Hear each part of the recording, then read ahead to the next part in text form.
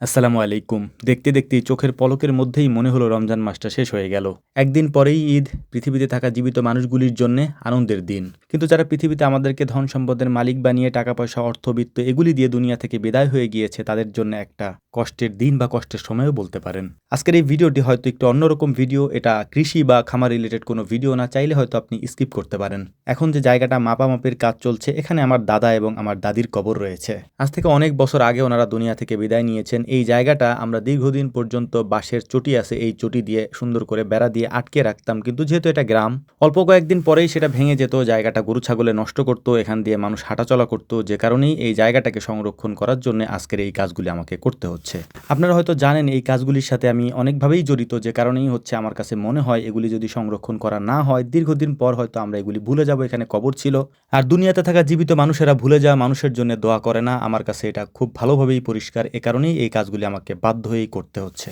আমরা শুধুমাত্র কবরস্থানের যে জায়গাটা রয়েছে এটাকে বাউন্ডারি করে ঘিরে দিব, যাতে করে এখানে গরু ছাগল হাঁস মুরগি বা মানুষ এখানে ঢুকতে না পারে এবং এই জায়গাটাকে নষ্ট করতে না পারে। এর পাশাপাশি এরা যে সম্পদ দুনিয়াতে রেখে গিয়েছেন, এই সম্পদের বিনিময় হলেও যেন আমরা এদের জন্য দোয়া করতে পারি, এদেরকে স্মরণ রাখতে পারি। আত্মীয়তার সম্পর্ক তো বেশি দিন থাকে না, মানুষ মারা গেলেই মানুষ তাদেরকে ভুলে যায়। আপনাদের জ্ঞাতার্থে একটা জিনিস জানিয়ে রেখে, হয়তো আপনারা অনেকেই জানেন যারা আমার ভিডিও নিয়মিত দেখেন, আমার দাদা এবং আমার দাদু উভয়ই অনেক সম্পদ দুনিয়াতে রেখে গিয়েছেন। কারণ আমার দাদু একা, ওনার কোনো ভাই বোন ছিল না, যে কারণে ওনার বাবার অঢেল সম্পত্তির মালিক উনি একাই ছিলেন। ওই সম্পত্তির মালিক এখন আমার বাবা, বা তো তার পরবর্তীতে আমার ভাই বা চাচাতো ভাই, যে যাকে দেখতে পাচ্ছেন কাজ করতে আমার সাথে। আমরা আমাদের দায়িত্ব এবং কর্তব্য ওনাদের জন্য দোয়া করা, ওনাদের জন্য আল্লাহ তাআলার কাছে মাগফিরাত কামনা করা। কারণ ওনারা যে সম্পদ দুনিয়াতে রেখে গিয়েছেন আমাদের জন্য, এটা আমরা ভোগ করছি। এটাই উচিত ছিল। আমি টাইটেলে যেটা লিখেছি, দুনিয়াতে কোনো সম্পদ রেখে যাব না, এটার কারণই হচ্ছে এটা। এই সম্পদ এক ধরনের ফিতনা আমার কাছে যেটা মনে হয়। আলহামদুলিল্লাহ, ছোটবেলা থেকে একটা জিনিস দেখে আসছি, সেটা হচ্ছে আমাদের বাড়িটা যেহেতু একেবারে মসজিদের সাথেই, যে কারণেই মসজিদ থেকে আমার দাদা দাদুর কবর একেবারে স্পষ্ট দেখা যায়, এবং মসজিদের মেম্বার থেকে হুজুর যখন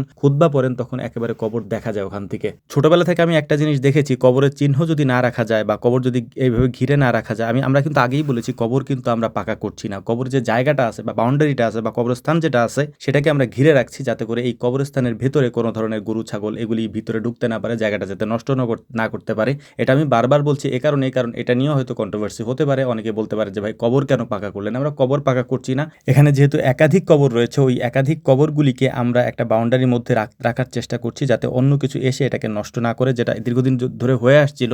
যেহেতু এটা গ্রাম, আমি ভিডিওর শুরুতেই সেটা বলেছি, ওই জিনিসটা যাতে না ঘটে এ কারণেই এটা করা হয়েছে। এবং এর পাশাপাশি আপনারা জানেন আমি মাঝে মাঝে আপনাদেরকে বিভিন্ন কবর দেখাই, ওই কবরগুলো হচ্ছে দীর্ঘদিন আগের কবর আর কি, যেগুলা আসলে তাদের সম্পদই কিন্তু আপনারা ভোগ করছেন বা আমরা ভোগ করছি। এই কারণেই বলেছি দুনিয়াতে কোনো সম্পদ রেখে যেতে চাই না। আমার জন্য দোয়া করবেন। আসসালামু আলাইকুম রহমতুল্লাহ।